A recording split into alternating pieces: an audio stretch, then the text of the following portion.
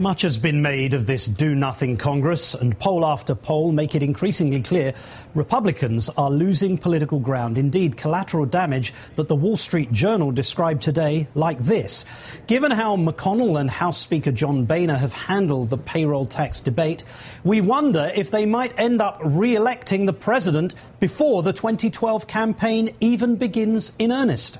And with no shortage of outrage, it is the House Republicans who may be the biggest villains of all. Representative Nan Hayworth, a Republican from New York, is among the 8 members of the committee selected by Speaker Boehner to resolve the current gridlock and save 160 million Americans from seeing their taxes go up in 10 days' time. And she joins us now. Good afternoon. Good afternoon. Given that Speaker Boehner encouraged Mitch McConnell last week to go ahead and reach an agreement with Harry Reid, are you happy to be part of a group of freshman Republicans who've chosen to hold 160 million Americans hostage on this issue of the payroll tax cut extension?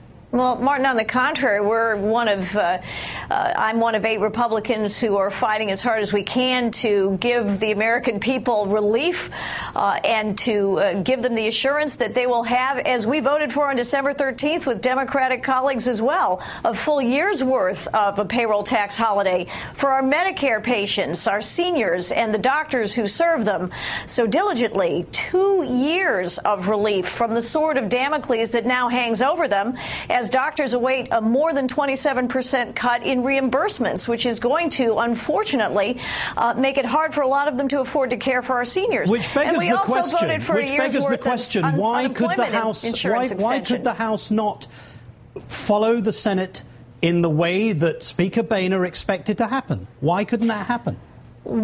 Speaker Boehner is right with us. The president himself called for a 1-year payroll tax holiday extension, and we agree with him.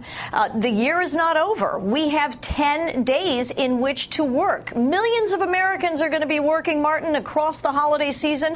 I have done it myself many times. I'm a doctor. But and I am more than willing to be here. As you say, you're a doctor. Here's the equation. You can keep the patient alive for 2 months, during which you can develop a treatment plan going forward, or you can simply let the patient die.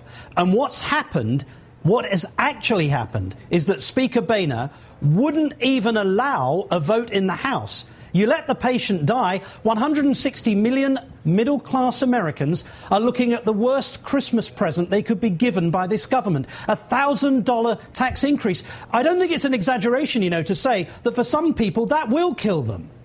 Well, you have my vow as one of the conferees, Martin, that we are determined not to let the American people go through to January 1st without knowing that they will have relief. What we are fighting for is the longest term relief we can provide them with. It's just common sense, Martin. I was on radio this morning in the Hudson Valley, and one of the fellow citizens with whom I was speaking said that we're doing the right thing. He agrees with payroll administrators, with the National Association of Wholesaler Dealers and many other organizations, including, as far as I know, the National Federation of Independent Businesses, small business people, who say we can't deal very graciously at all with a mere 2-month payroll tax extension, tax cut extension. You said in an interview on CNBC that you were elected with a mandate, with an agenda. That's why you entered the House. Doesn't that therefore mean... To serve, yes. Doesn't that therefore mean, though, that Speaker Boehner can say whatever he likes? It's you and your cohort of freshmen who are now running things in the House. The House majority runs at the discretion and pleasure of the American people, to whom we listen. And 94% of people, colleagues, according to the Washington Post, an unscientific, albeit poll, but on their website, 94% of the people are saying that Speaker Boehner is responsible for this impasse, has nothing to do with the president.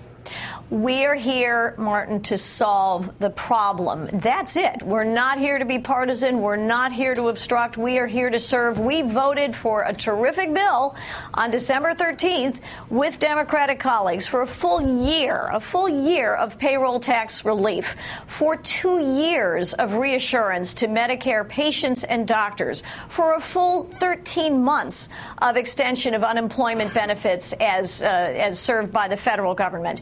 We voted to lift burdens on our small businesses in terms of depreciation on investment in growth. We voted for the Keystone XL pipeline, which fortunately still remained in the Senate amendment, and that is a point of commonality. So we are seeking to work effectively. Representative Nan Hayworth, I'm so sorry that I have to cut you short. We're running out of time, but thank you very much for joining us.